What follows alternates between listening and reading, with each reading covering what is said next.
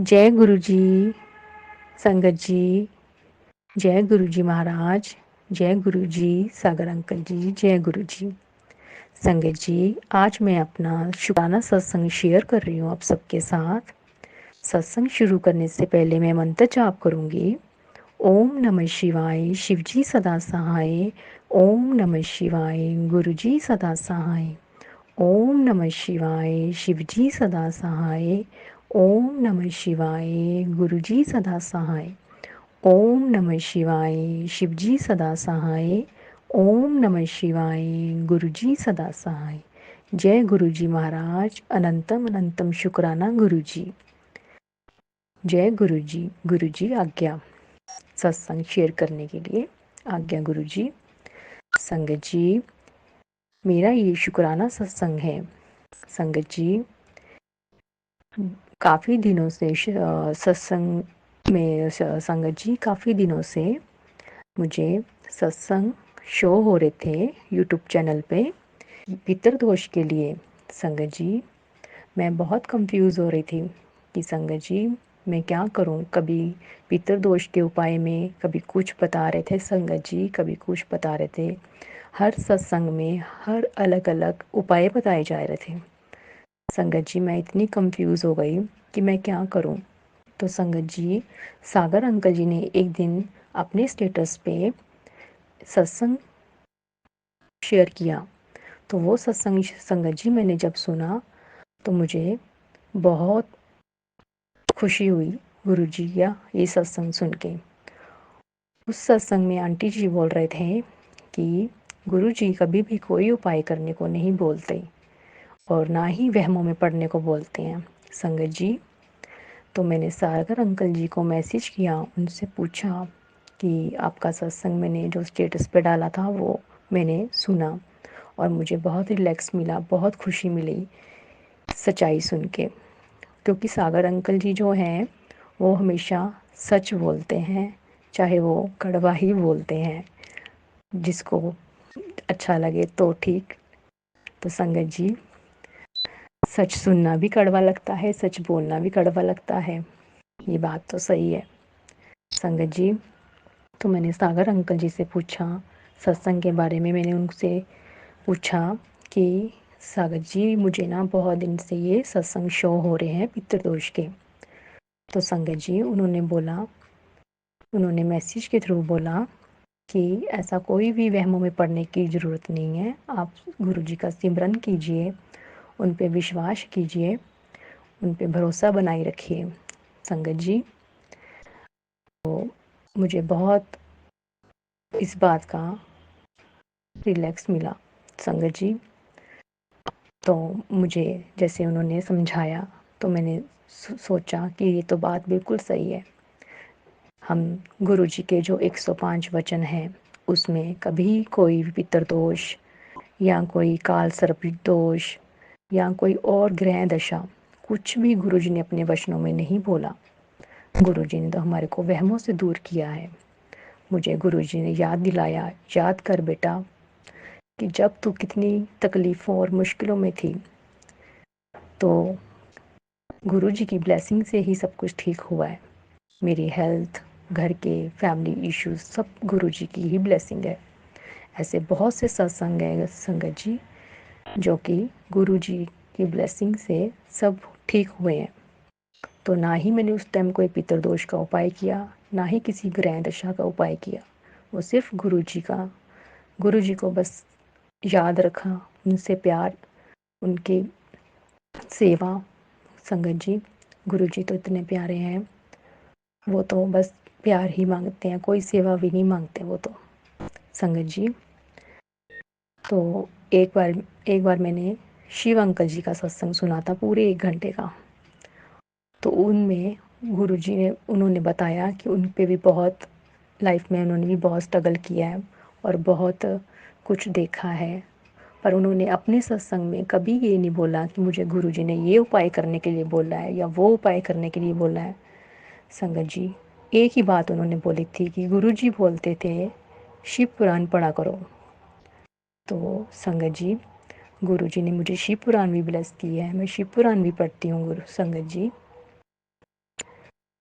संगत जी, मैं भी यही बोलना चाहूँगी कि आप सब किसी भी वहमों में मत पड़ें, किसी भी उपाय के चक्करों में नहीं पड़े। संगत जी, सिर्फ गुरु जी पे अपना विश्वास, उनके चरणों में अपनी लगन लगा के रखें। जो भी ठीक करेंगे गुरु जी करेंगे, कोई उपाय कुछ ठीक नहीं करेगा। संगत जी, मैं अब अपना एक सत्संग बेटे का शेयर करती हूँ। संगत जी, सर्दियों के टाइम संगत जी मेरे बेटे को कफ कोल्ड हो गया था बहुत ज़्यादा। उसके मुंह से ब्लीडिंग आने लग गई थी और मुझे बहुत डर लग रहा था। मेरा बेटा भी डर रहा था। वो 9th क्लास में है संगत जी। संगत जी, उसको इतनी प्रॉब्लम हो रही थी, मैं घर में ही उसको मेडिसिन दे रही थी। तो वो रात रात भर सो नहीं पा रहा था। वो भी डर रहा था। सिम्टम कुछ ऐसे थे और हम डर रहे थे कि अगर डॉक्टर के पास जाते हैं तो डॉक्टर टेस्ट बोल लेंगे और टेस्ट अगर ठीक नहीं आए तो बहुत डरने वाली बात, बहुत मुश्किल वाली बात है। संगत जी, 2-2 बजे तक मैंने बैठ के, 3-3 बजे तक बैठ के गुरु जी के शब्द सुने, उनकी गुरबानी सुनी। सतगुरु मेरा जो उनके गुरबानी शब्द है वो सब सुने। और संगत जी, एक दिन तो उसकी ज़्यादा तबीयत ख़राब हो गई बेटे की। तो मैं रात को बैठ के मंत्र जाप कर रही हूँ और बेटे के पास बैठी हूँ ना, वो सो पा रहा था और मैं बैठी हूँ और मैं गुरु जी की गुरबानी लगा रही हूँ। और गुरबानी चलते चलते संगत जी मैंने अरदास करी, गुरु जी डॉक्टर के पास अगर जाने की ज़रूरत भी पड़े ना तो संगत जी, गुरु जी, तो कोई डॉक्टर जो है वो कोई टेस्ट ना लिखे, सिर्फ मेडिसिन दे दे और बच्चे को आराम आ जाए। संगत जी, तो थोड़ी देर बाद यूट्यूब ऑन करती हूँ रात के 2:30-3 बजे। तो गुरु जी का मैसेज आता है कि तेरा बच्चा मेरी ब्लेसिंग है। मुझे तो 1 साल ही हुआ है, गुरु जी ने मुझे जोड़ा है अपनी चरणों से। तो मैं एक मूर्ख हूँ जो मैं ये सोचने लग जाती हूँ कि गुरु जी, आपने तो मुझे अभी अपने चरणों से 1 साल हुआ है जोड़ा है, तो मेरा बेटा तो 9th क्लास में 15 साल का है, वो कैसे आपकी ब्लेसिंग हो सकता है? आपकी ब्लेसिंग, मैं मूर्ख हूँ जो मैं ऐसी बातें सोच रही हूँ।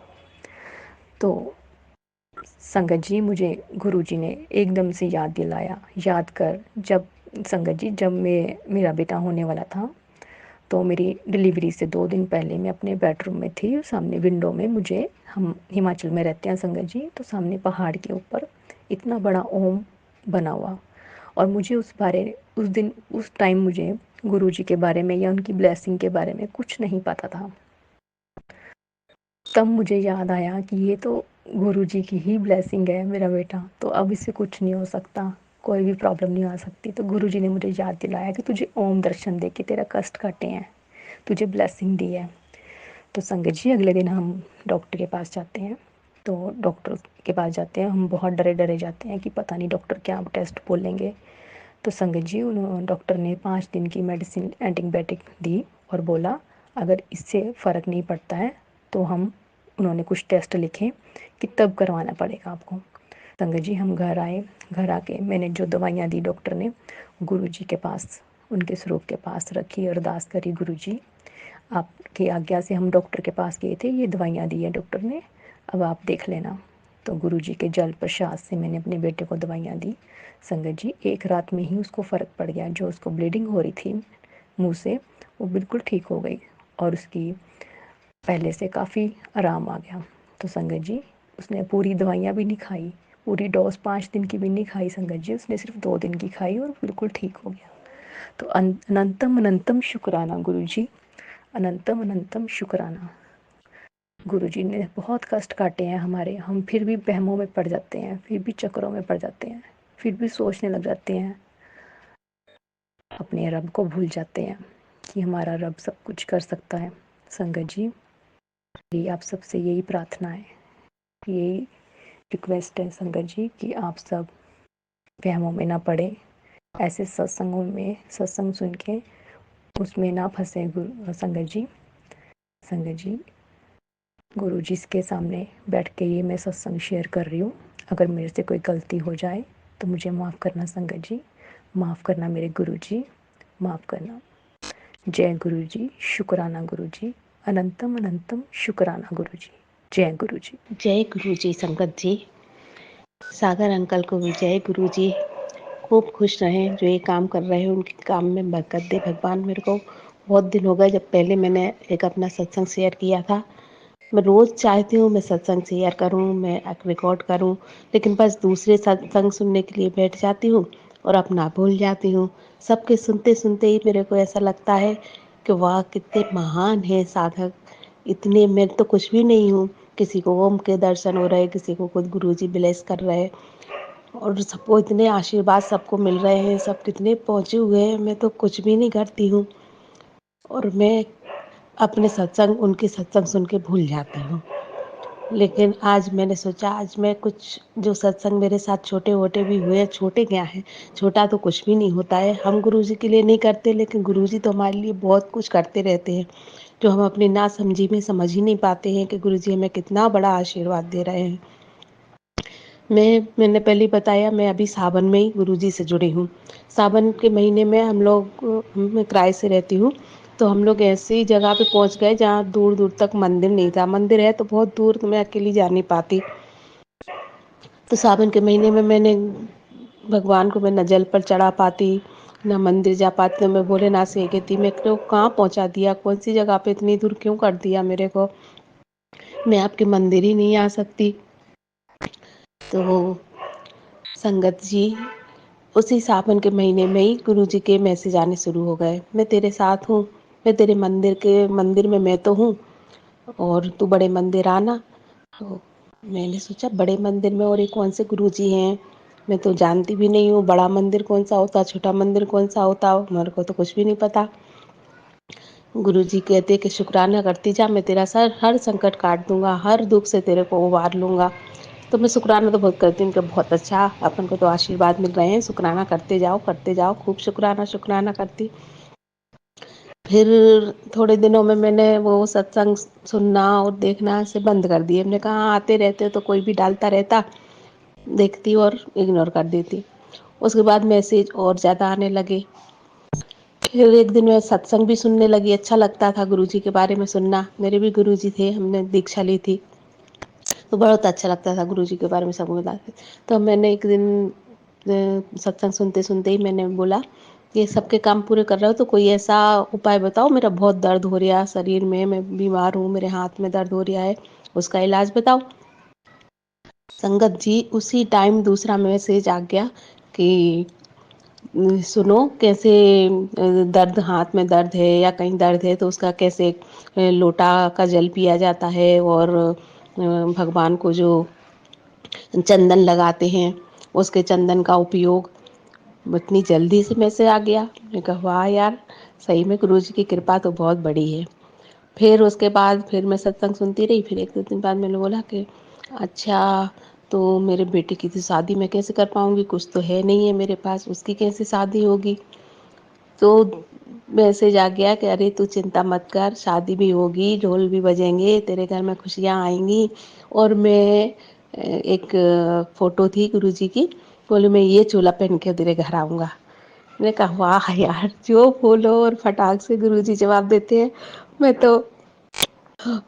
तो बता नहीं सकती हूँ, क्या फीलिंग को कोई बयान नहीं कर सकता है। बहुत खुश हुई, हमने कहा वाह। और फिर एक दिन मैसेज आ रहे थे, मुझसे देखते देखते मैं 2 बजे से मैसेज सुनना ये शुरू कर देती हूँ, सत्संग सुनना। तो 2-3 बज गए तो मैसेज आ रहे थे कि मेरे को चाय कौन पिलाएगा, मेरे को चाय पीनी है, गुरुजी बोल रहे थे आज कौन चाय पिलाएगा। तो मैंने ऐसे ही उसे भी इग्नोर कर रही थी मैं, कि ऐसे ही आते रहते मैं तो मैसेज। तो 1-2-3 बार हो गया, हमने कहा अरे ये तो आते ही जा रहे हैं मैसेज।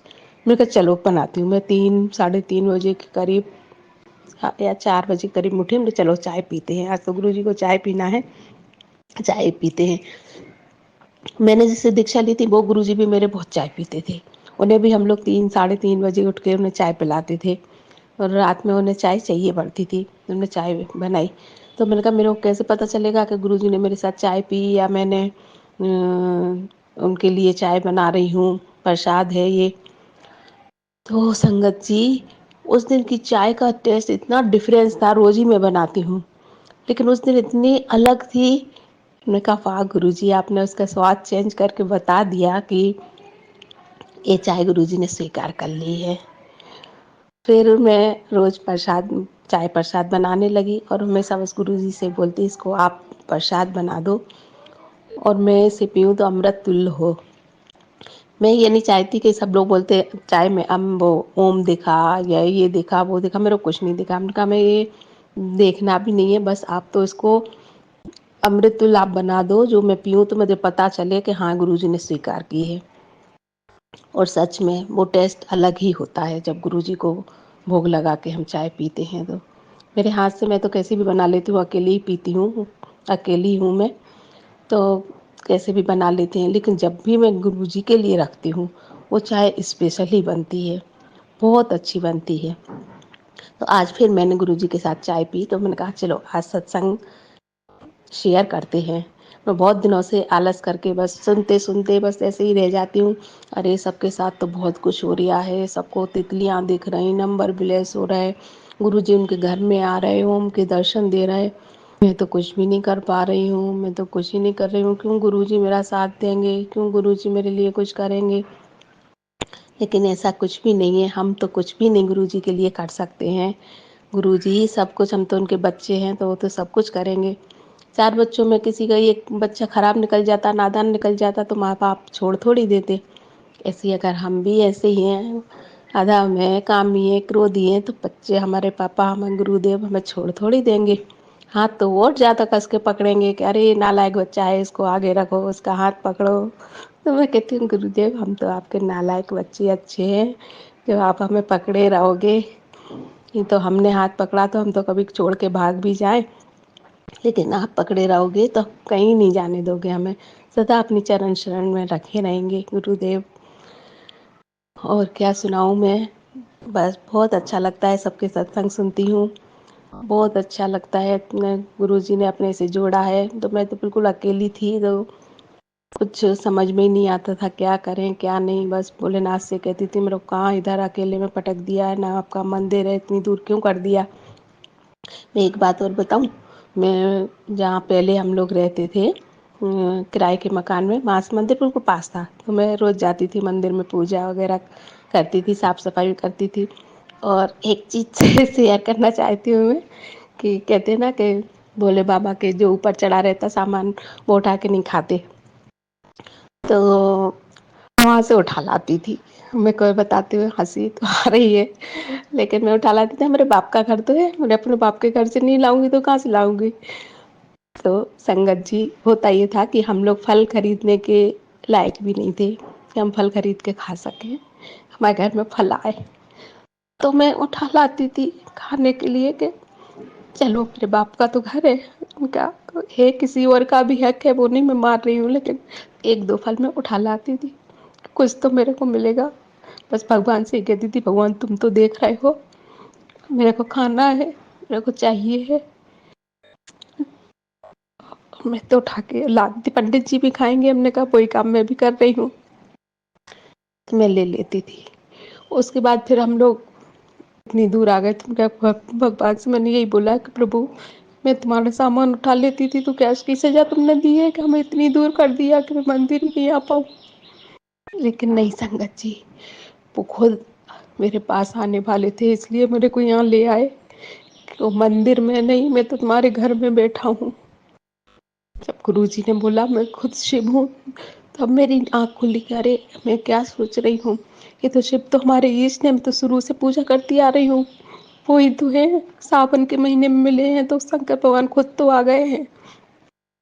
जबकि मैं कह रही थी कि मुझे इतनी दूर क्यों कर दिया कि मैं तुम्हारे मंदिर तक नहीं आ पाऊँ। संगत जी, बस यही मेरा सत्संग है, और सबके सत्संग सुन के मैं बहुत खुश होती हूँ।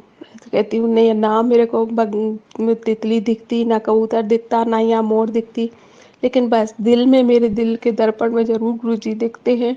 वो गुरुजी सदा साथ रहते हैं, सदा अंग संग है। शुक्राना गुरुदेव का, शुक्राना शुक्राना संगत जी का, शुक्राना संगत सुनाने वालों का, और सागर अंकल को बहुत बहुत शुक्राना। ओम नमः शिवाय। गुरुजी सदा सहाय। ओम नमः शिवाय, शिव जी सदा सहाय।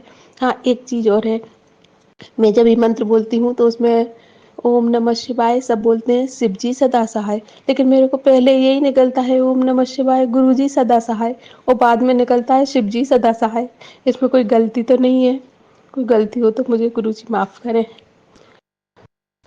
अब मैं अपना सत्संग यहाँ विराम करती हूँ।